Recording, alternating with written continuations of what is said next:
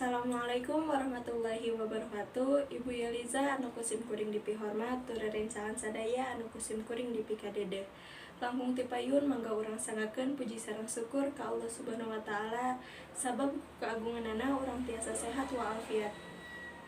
Shalawat sareng salam mugia ka curah limpah ka junjungan urang sadaya Nabi Muhammad sallallahu alaihi wasallam, ka para keluargana, ka para sahabatna, turdugi ka urang salaku umatna.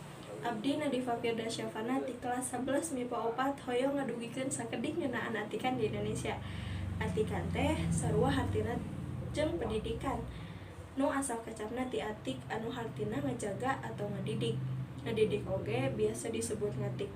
Tapi bangsa ieu teh keur dijajah ti segi atikanana. Dimulai putus sakola jeung sajabana.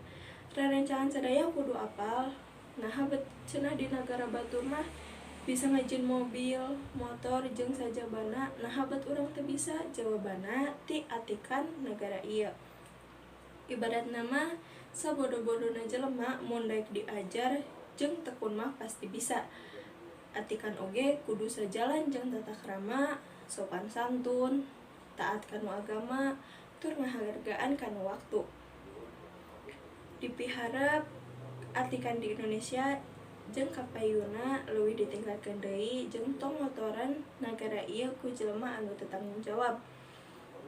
Mung sakitu anu kapihatur, mugia ti cariosan ieu aya mangfaatna kangge urang sadaya khususna abdi. Hapunten bilih aya cariosan anu kirang marenah. Dipungkas ku wabillahi taufik wal hidayah. Wassalamualaikum warahmatullahi wabarakatuh.